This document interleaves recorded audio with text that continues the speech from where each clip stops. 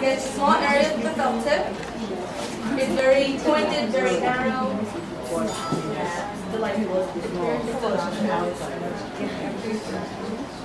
Okay, so I'm going to end it around here so that I can give you the overall idea on how to do the shading. So for the most part, the red is completely colored. For the most part, streak free. In this audience, I can do this.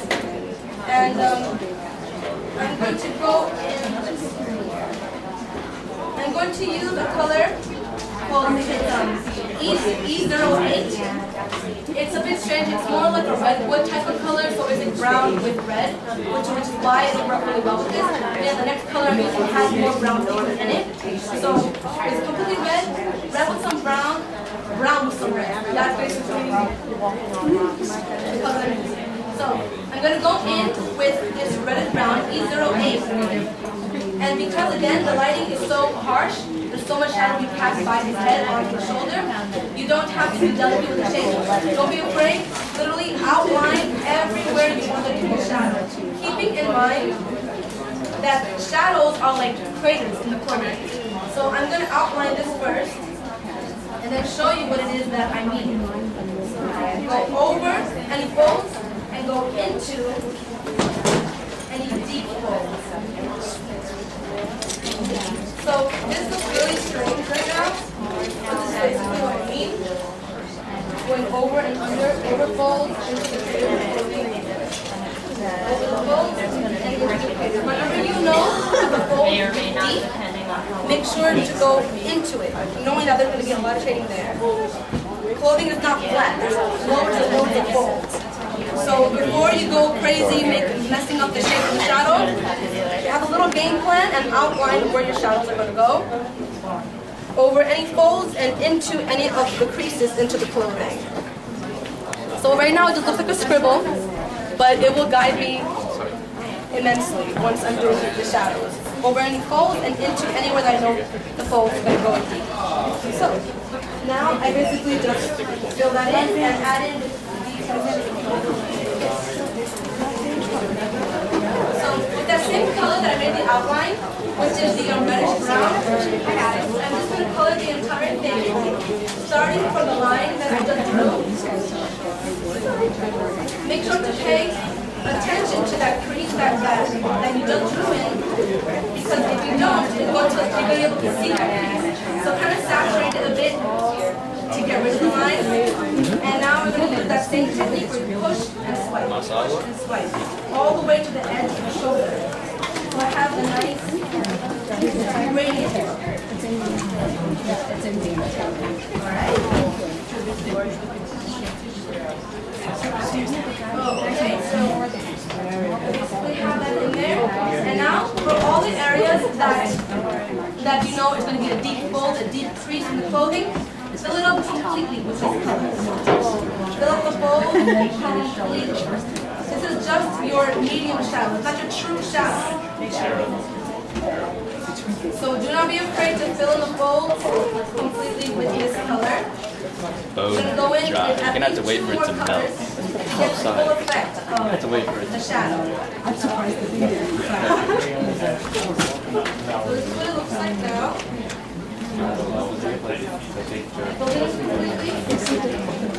This is the same logo we have on the website.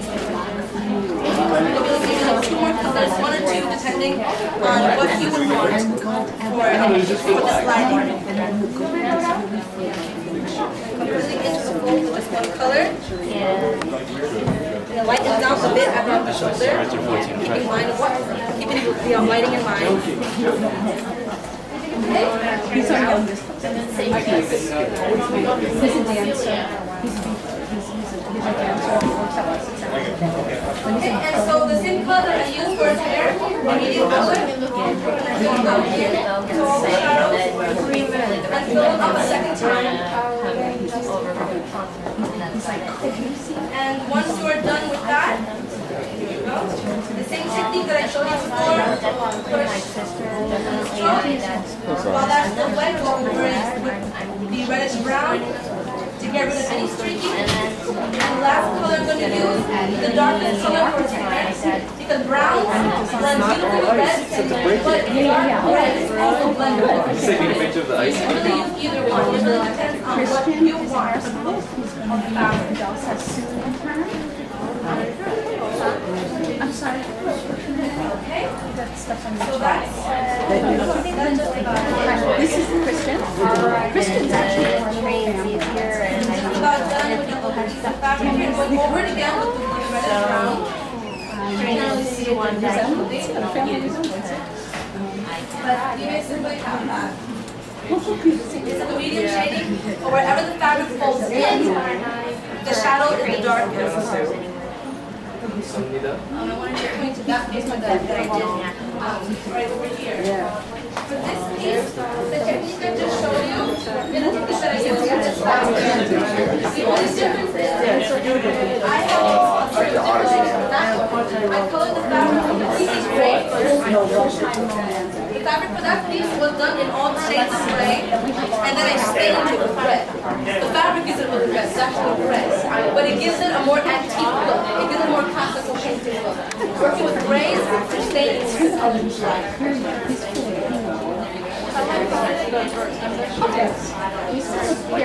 That same technique I showed you is also how I did those roses in that piece. They have, even though they're flowers, they still have those deep folds. They still have that, those extended that catch the light. And that same technique that I showed you with the skin, I applied it to this fabric.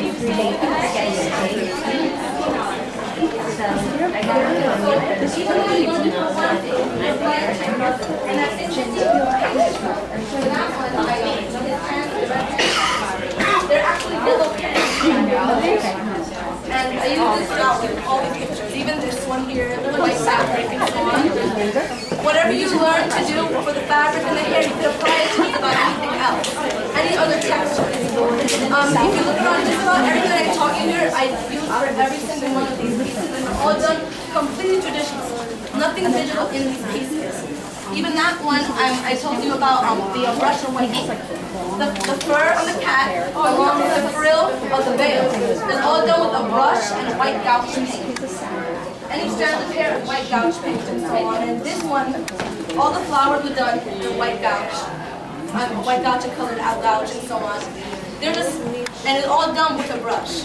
So it took me a bit of time to figure it out, but the effect of it is very classical, and it's something that is timeless. It's something that has been around for thousands of years for a reason.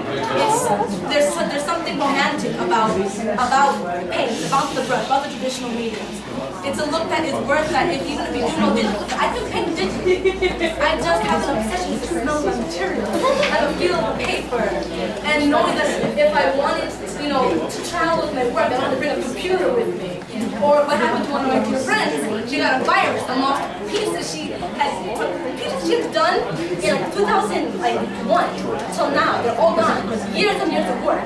And and she doesn't even have the line arts until all of they were all digital. Of course, I can have to do traditional too, but I love to travel with my work. I'm going on vacation next week, before it's coming with me. So I just have this thing with being able to hold my work and hold the canvas and so on. So I hope that maybe seeing my work and seeing how I work as I work, maybe it'll make you think, man, I kind of want to buy a couple of those and work with what I do.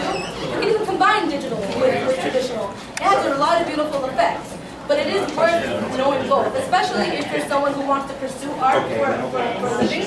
I'm in SoHo because I have been commissioned, I have been approached by scouts from Disney for studios to do some work there. I've traveled to a few places. I've done a few novel covers for independently published novels and so on and so forth. They want to see that you're versatile. They want to see that you're not just stuck in one style, one look. And what I have here is all anime and manga, but I'm classically trained. I've gone to school for that. I learned that myself. It's good to be versatile. Try it all. Experience what you're able to do. I also sculpt. I want you to do that, but if that's what you want to pursue, or even for a hobby, it's so much fun to know that you don't have limitations and that you are at least trying to feel, you're like, wow, that digital piece is hot. I can do that, or I can try. That traditional piece is cool. I can do it. Yeah, I got not even work with material.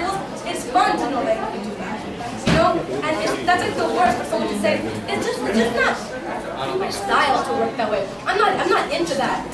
When anyone that I ever know who said that to me, complaining to me about my work, because they don't know how to do it.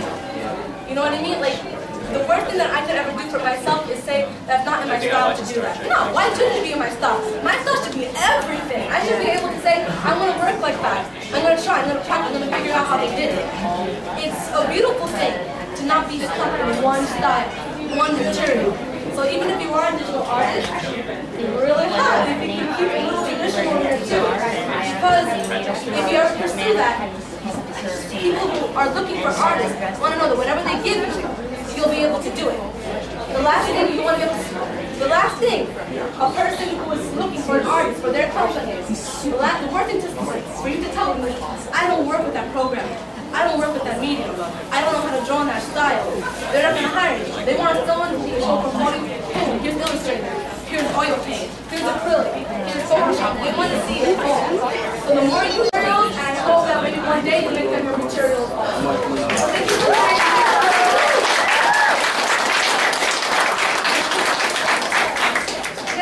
Okay, folks, she has stuff for sale downstairs. Avail yourself. She'll walk around and explain things and be happy to talk to you. She'll sign things. Right? I do have bookmarks for anybody who's interested in seeing more of my artwork or any more tutorials by me, or who would even like to look into my story. So anybody who's interested, I would be more than happy to give you. You can put the bookmarks on the 3D table. And you can bring the lights up. The workshop starts for anime at 3 o'clock. So mingle, get a snack. Also, if you're interested in getting these markers, there's an art supply store. Turn the lights Not up. far from here. Called Thank you very much. Thank you very much. And I am downstairs in case anyone's curious. Be like, what? Thank you very much. There you go.